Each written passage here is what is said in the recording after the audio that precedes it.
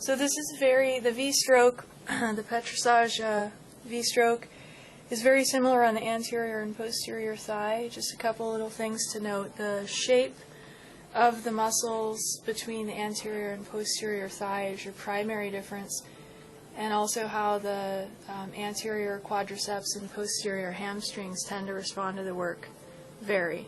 But the basic mechanics of the stroke, very similar.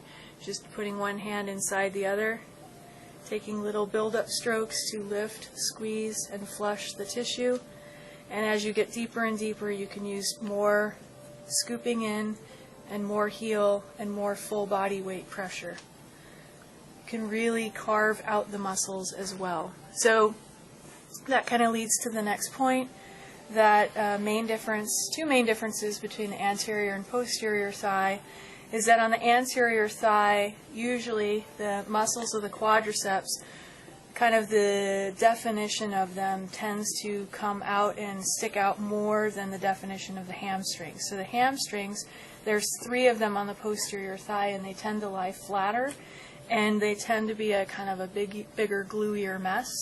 Whereas in the quadriceps, you tend to be able to feel the shape of the the rectus femoris in the middle, the vastus medialis, the teardrop one, on the medial side, and then the vastus lateralis actually takes up the whole lateral thigh. So as you're doing these scooping motions, basically one of the nice things to do is to actually separate those different muscles. Some of you might have noticed the word quadriceps has quad for 4 in it, and I only listed 3 muscles. That's because those are the 3 superficial quadriceps. There's a deeper quadricep as well called vastus intermedius.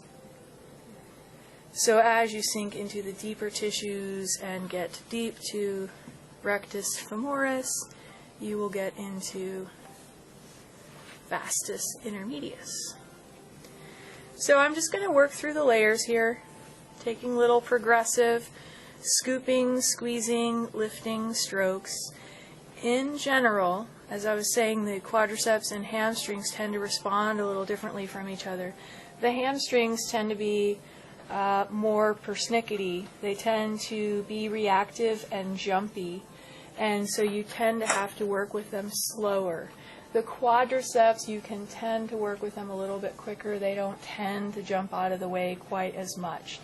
However, there will be a difference between people who are more athletic versus those who are more sedentary, and how their muscles respond and how much they are defined from one another.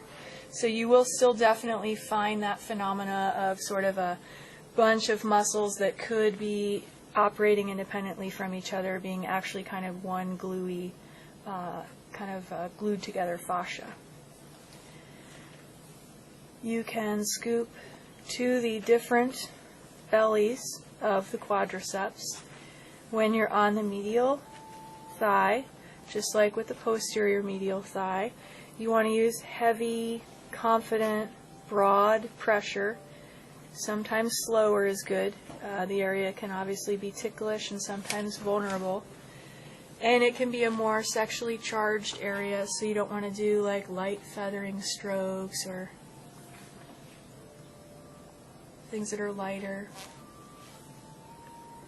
So we're going to scoop and carve.